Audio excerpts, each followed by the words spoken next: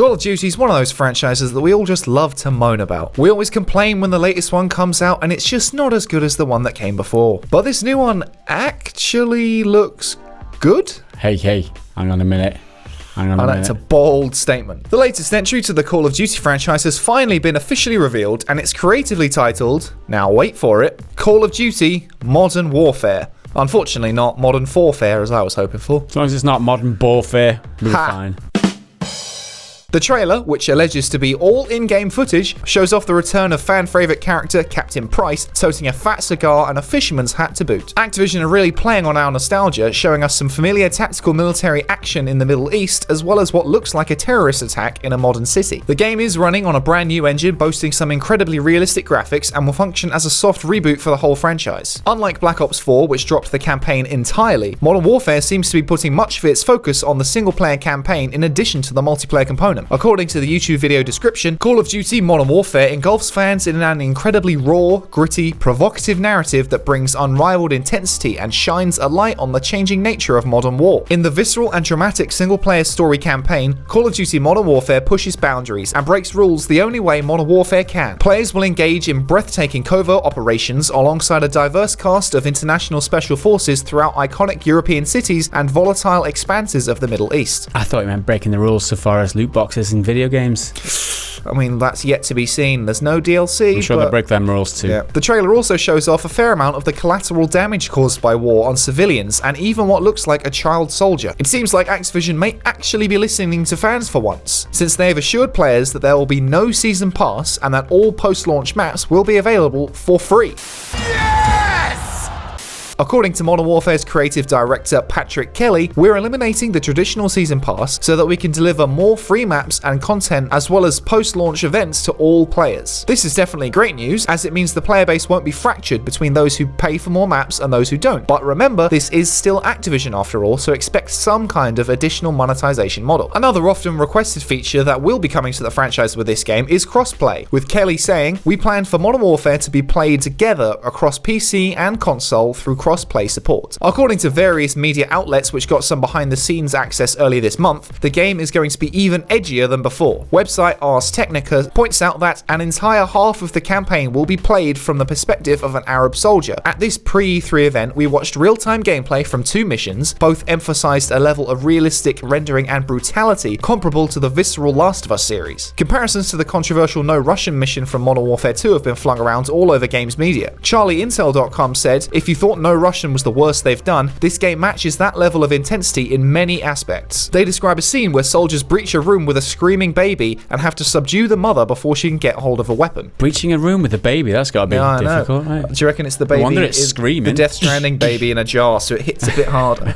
Traditional media didn't exactly take well to the No Russian mission back in 2009, so I'm sure they're going to have a real field day with this one. With gaming disorder now officially classed as a disease by the World Health Organization, expect a fair few people falling spontaneously ill on October the 25th when the game officially launches for PS4, Xbox One and PC via Blizzard's Battle.net launcher. Tentatively reserved excitement, I guess, is the way to put it, because we all loved Modern Warfare 4. Call of Duty 4 Modern Warfare, which is the original one, right? Gotta get them names right. We all loved that, right? It's the one, the best. Undeniably the best. It was one. The line. Okay, they crossed the line after that game. They crossed the line and they went to shit, right? Literally went to shit after that Call of Duty franchise, in my opinion. But playing on that nostalgia, to get back and to play the actual reimagining of this game, it seems like a decent proposition. But we all know Activision's way of how they make money with, additional maps, purchases and season passes and all that bullshit, and it's one of the things that put me off the AAA gaming in general, not just Call of Duty. So I've not really been excited for these types of games, but the ditching all that shit, it's like it's all gone for this. It's part of their marketing campaign for this. In fact, it's like, we're not being that shitty anymore. They popularized season passes as well. They made them mainstream in every game. But in my mind, there's always going to be a catch. There's always going to be, they're going to need to make up that money somehow. Are they expecting so many more sales that they're going to recoup the lack of revenue from ditching all that stuff? Or are they going to introduce shitty just microtransactions everywhere for everything? Yeah. I don't know. There's going to be a catch, probably because this is AAA, this is Activision we're talking about, but still tentatively reserved excitement. I've got this feeling it might just be good. It could just surprise everybody and make a good Call of Duty game. Who knows? It's been done before. It has been done. Good games are made occasionally. Sometimes. One thing I really like the look of in this that they seem to be quite keen on is words like brutality and realism and visceral.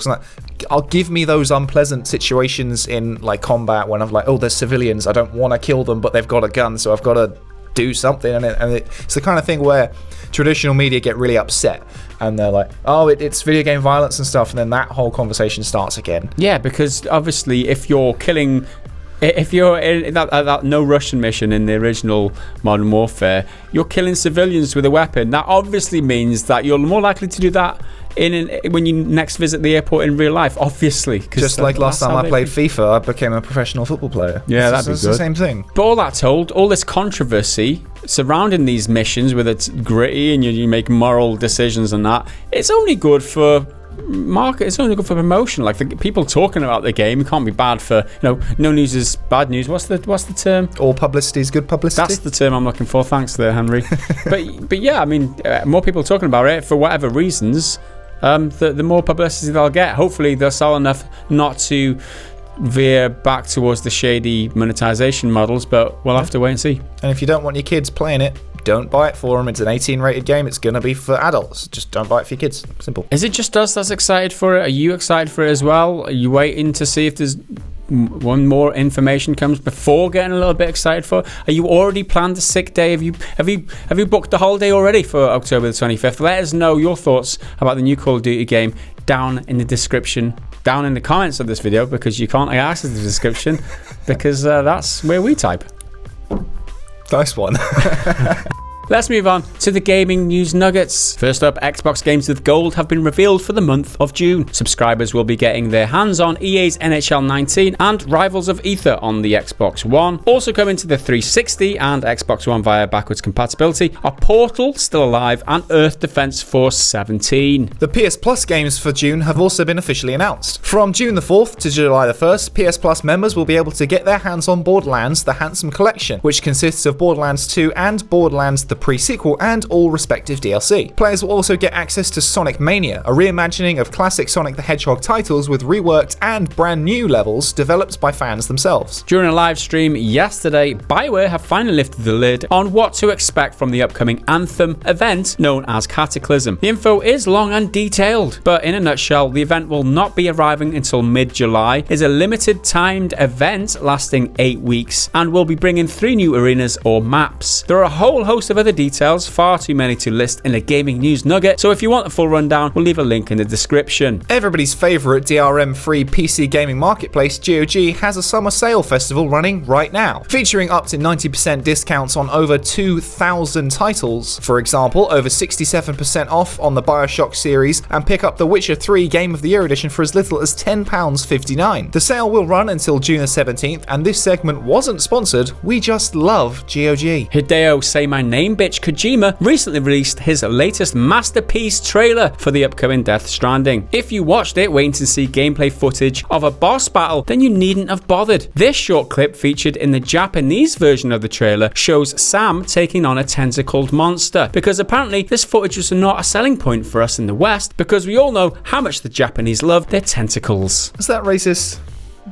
They like tentacles. I mean, there's nothing wrong with that. Exactly. There's you like your tentacles. Not just Japanese like tentacles. I mean, what is it? Calamari? That's squid, yeah. Right? They got tentacles. That's right. The next action-adventure game in the Yakuza series got a brand new trailer yesterday. Judgment is a spin-off from the main franchise and follows private detective Takayuki Yagami as he investigates a serial murder case. The game releases on June the 25th in the West and is exclusive to the PlayStation platform. Just like with Mario Odyssey and Breath of the Wild, Super Smash Bros. Ultimate will be playable in VR on the Nintendo Switch with the Labo VR set. The mode is is only available in single-player matches and allows you to just look around the stages as the battles unfold. So if you want to add an extra level of obscurity to an already incredibly chaotic game, look no further. When it was announced that development studio Bungie was splitting from publisher Activision in January and retaining the rights for Destiny, players were left questioning what Bungie plans for the future of their franchise. Those questions are set to be answered on June the 6th when the now self-published Bungie reveal what they have in store. The reveal is happening at 10 AM Pacific time, and that's 6 PM for us here in the UK. Square Enix and Crystal Dynamics' mysterious Marvel Avengers game is set to get a full reveal at the E3 conference event soon. Marvel tweeted on Wednesday that the reveal will be happening at 6 PM on June the 10th at Square Enix's conference. The E3 website has revealed some details already. The game will feature up to 4 players co-op mode as well as a single player mode. As was leaked a few weeks ago, Ghostbusters the video game is getting a remaster. The game was a surprisingly fun third-person shooter and featured the voice talents of the original cast: Bill Murray, Dan Aykroyd, Harold Ramis, and Ernie Hudson. There is no exact word yet on when the game will release, but expect it sometime in 2019. The minds behind the critically acclaimed Divinity Original Sin 2 are teasing a potential Baldur's Gate 3. Developer Larian Studios currently have a simple Roman numeral 3 on their website, which could be Divinity Original Sin 3, but one Twitter user has already figured it out. User Kunkun broke down what was behind the HTML and uncovered that this was in fact the logo for Baldur's Gate 3. We expect more on BG3 at E3. I mean, it's pretty much everything we've covered today.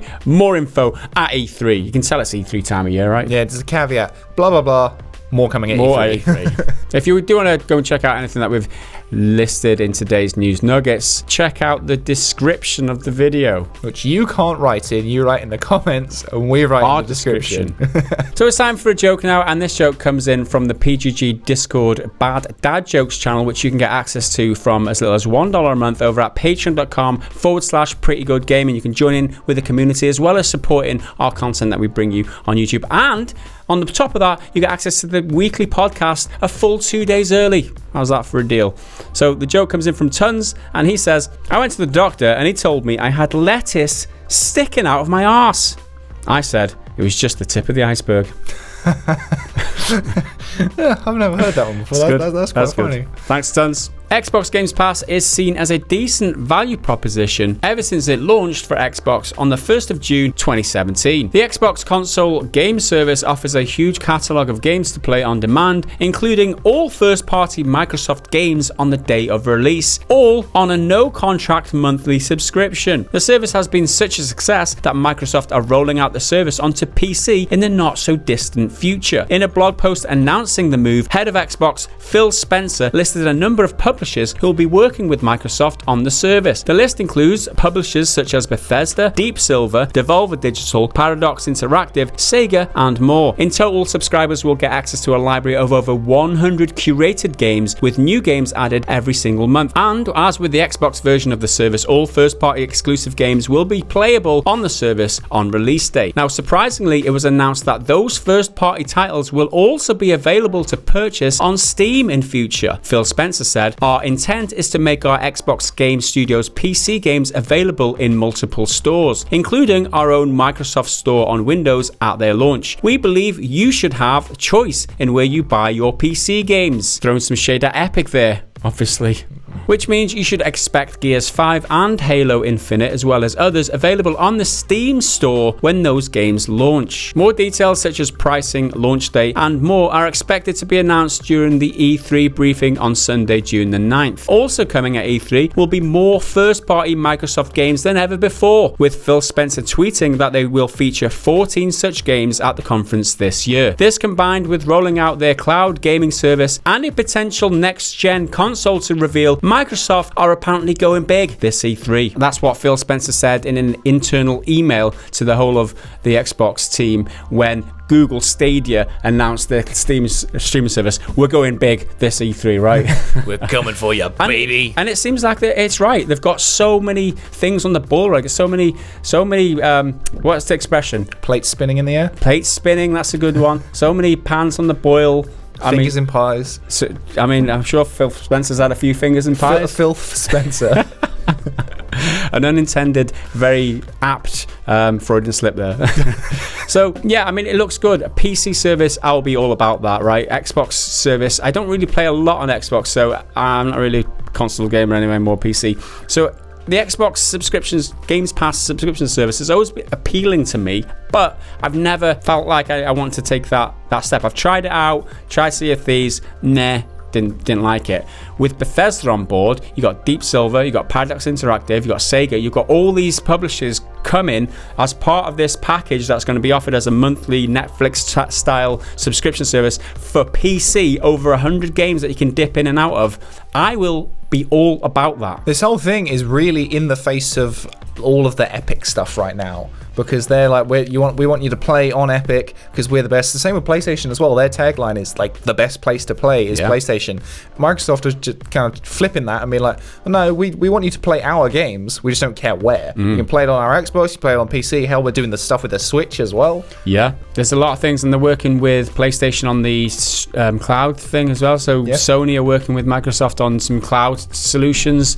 It's all about inclusivity now with Xbox. They want to work with everyone. It's all about crossplay. It's all about being nice to everyone and joining in. And it's working for them. It's a pro-consumer stance that they've got. We want to offer more choice to our customers. People are all about that now, especially the PC player base who are just sick of having exclusives on the Epic thing. And Microsoft got the first E3 conference this year, as they did last year. And I'm expecting some big news regarding the new Xbox or the next. I wouldn't be surprised if there's a release date for the next Xbox. No, I'll be honest. That'll be coming. They'll be talking about the cloud streaming thing, as well as the PC subscription thing, as well as the 14 first-party games that they're going to be talking about. Obviously, new games being announced. It's probably going to be worth watching if you're a PC player or an Xbox player. So, mark it in your diaries. And this could be their year, even if they think it. They're confident that it will be.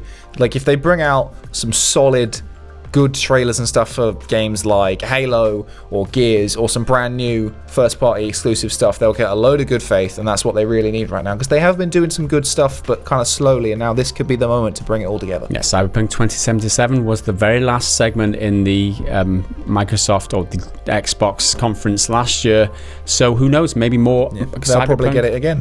You never know. You never know what to expect. So that's it from us for your Friday news roundup. You'll see us again on Sunday when the podcast goes live. Or if you are a patron, it's available right now. And if you're not a patron and want to become one, go on over to patreon.com/prettygoodgaming. You'll get the podcast right now and access to the Discord channel where you can talk to us. You can send us bad jokes. The more jokes you send, the better, really. Yeah, we love them. If you're new around here, hit subscribe. Make sure you hit that bell and stay notified anytime we send up a new video. Give us a like. It does help out in that old YouTube algorithm and all that sort of stuff. I've been Henry. He's been Gaz. We'll see you next time. Bye for now.